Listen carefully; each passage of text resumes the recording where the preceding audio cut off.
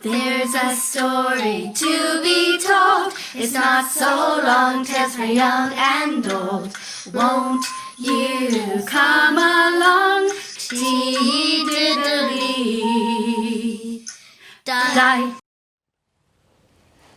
Oh, news. I have the news. Oh, good. You're all here. Oh, I would hate to share the news to Anne and Empty Abbey again. Oh, I say again because the other day I swooped in as usual and there wasn't a soul in sight. Not in sight.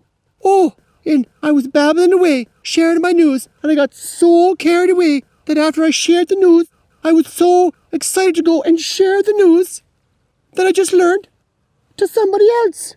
Huh? I don't know what I'll do with myself. I don't know. But today I have you, and I can share the news and all the latest tilly bits I have collected.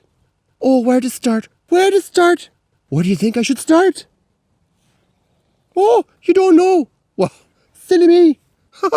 You don't even know what I'm going to share. Goodness sakes. Well, to start off, I had a lovely cuppa with my good friend Sheena the sheep. Oh, she's such a dode. I just love her to bits.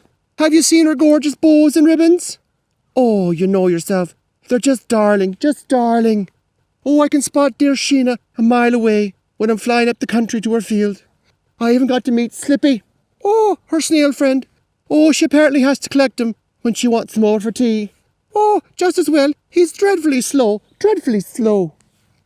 Where to next? Well, I was on the lookout for Donna, but I couldn't see hide nor hair of him. Hide nor hair? He is a hare! Oh! Anyways, Edna's so silly, I know. I don't have as much daylight to play with due to winter moving in. Oh, it's terribly dark in the mornings. Seems to take donkey's years for the suns to come up, you know. I have to mind my schedule so I don't get caught flying home in the dark. Poor Edna doesn't seem to see so well in the dark, you know. Yes. Can you see in the dark? No? Same as me? Oh! Well, this reminds me of a little story from a while ago where poor old Edna lost her mind and made a series of poor choices. I can't be perfect, you know. Can't be perfect. So as we know, flying in the dark is a very poor choice. I was visiting my cousin up the country, and we were having all the great old crack about family and friends and, oh yes, the news. Now, he was a ways out there, practically in County Tip. I was so caught up in our conversation, I ignored my cousin's warning me about get going, you know. I says, go on. We'll have another cup of tea. He says, only one more, Edna. Night's coming fast, and you have a ways to fly, you know. Well, I was a little shocked by his comment. I know how far it is to fly home, and I said so to him. Well, he didn't like my tone. He says to me, well, we are getting ourselves into an awful state, my friends. We actually started to argue with each other. I was not listening to his concerns for me, and I was much too busy speaking my mind. Oh, how very foolish of me. So, well, I'd had enough. I wasn't enjoying my visit anymore, and it was clearly my cousin wasn't either. We both had lost track of time, and now, dusk was upon us. That means it's dark. He insisted I stay the night, but I wasn't hearing it. No. I was determined, actually stubborn, to prove to him I could make it home just fine. Thank you very much. Oh, the cheek of me. He says to me, at least take a torch in case I need it. Oh, I reluctantly accepted his kind offer. So, I took flight. I can't even remember if I said a proper goodbye at that. I was trying to balance the torch in my wing, and it was a disaster. So, I stopped and popped it in my beak. Well, I didn't realise that I'd switched it on. Oh, dearies, you wouldn't believe what happened next. There I was, flying with the torch shining in the dark. Oh, it was a one-eyed something or other flapping in the night. I was over Father Murphy's fields, Do you know which ones I mean? No?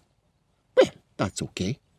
I was over his fields, and all of a sudden, I heard cows mooing and bleating and sheep and all sorts of noises going on. Hooves flying and all about the fields. I was a little curious, so I swooped down for a look. And that made things worse. There were a sight, scared out of their minds. Oh, well, whatever was frightening them wasn't going to get me. No, not going to get me. I flew up as fast as I could and swooped near Farmer Murphy's house. Oh, he had come out to see what all the racket was about. He looked up and saw me, screamed an awful scream, and fainted. On the spot. Oh, I got out of there even faster. Well, it wasn't until I got home that I realised what had happened. Silly old Edna was the cause of all that nonsense.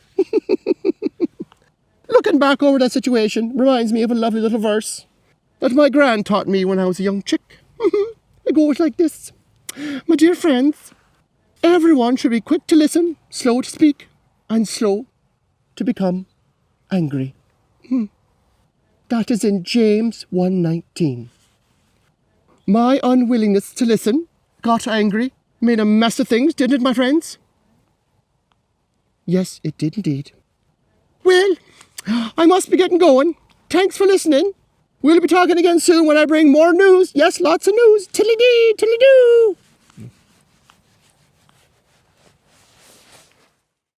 There's a story to be told. It's not so long, tales for young and old. Won't you come along?